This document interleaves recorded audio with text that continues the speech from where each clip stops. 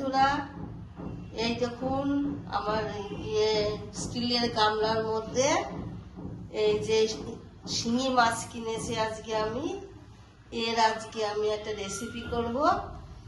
আপনারা এর পরে দেখতে লাগবেন, কারণ মাছটা আমি দেখালাম যে কি সাইজের মাছটা। এই মাছটা আমি কেটে কুটে নিয়ে আমি যখন রান্না করব তখন আমি রেসিপিটা কি করে করছি তখন আপনারা সবাই দেখবেন।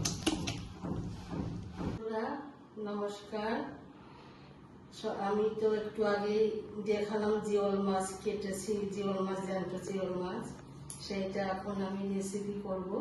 কিভাবে করব বন্ধুরা তোমরা সবাই দেখো, দেখার পরে যদি ভালো লাগে তোমাদের তারপরে হচ্ছে শেয়ার, কমেন্ট, সাবস্ক্রাইব সবাই মিলে করো, আর আমার পাশে এইভাবে থেকো তোমরা।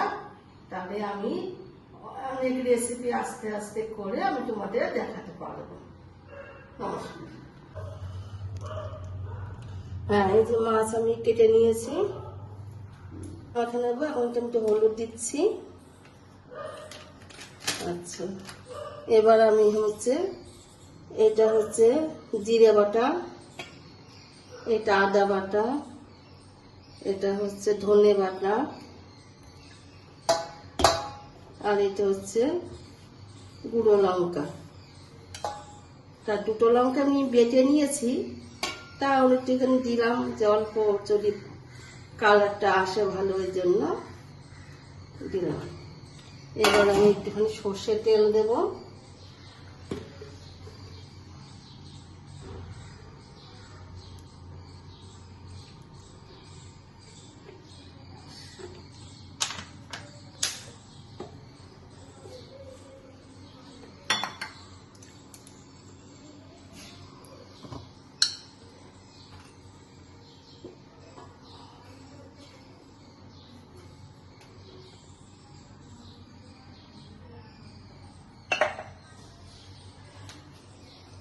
এবার পরিমাণ মতো একটু লবণ,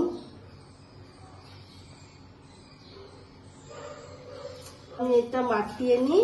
তারপরে আমি কাঁচা লঙ্কা চিড়ে রেখেছি ওইগুলো দেব। বন্ধুরা এবার দেখো তোমরা আমি কিভাবে করছি।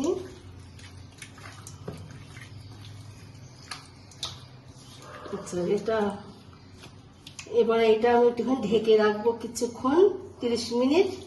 30 মিনিট পরে আমি তোমাকে আবার দেখাবো। ঢাকনাটা খুলে নিচ্ছি জিওল মাছের গামলা।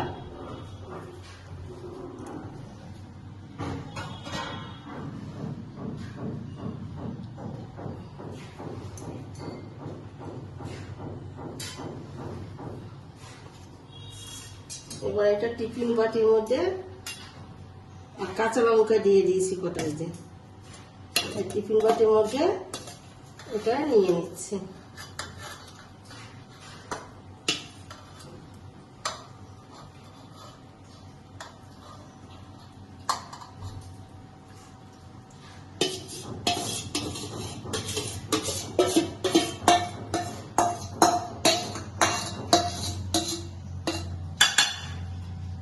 এবারে অল্প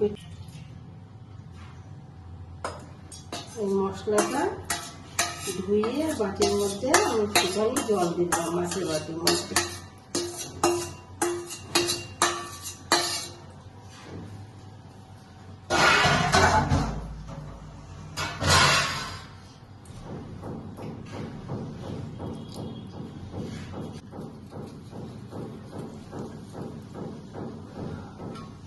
এবার ঢাকনাটা আমি লাগিয়ে দিচ্ছি।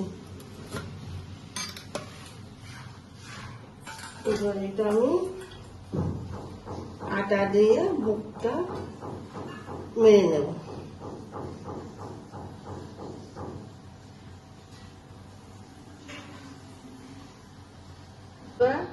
এরকম এবার আমি এটা আটা দিয়ে মুখটা মেরে নিয়েছি, যাতে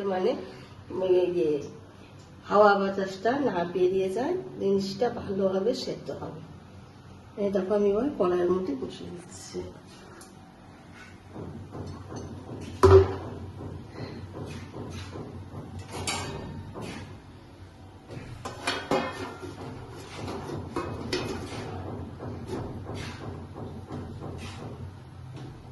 এটা হচ্ছে 20 মিনিট মতন ফুটবে, তারপরে আমি নামিয়ে নেব। বন্ধু, আমি এখন এই মাছের ইয়েটা ফুলছি।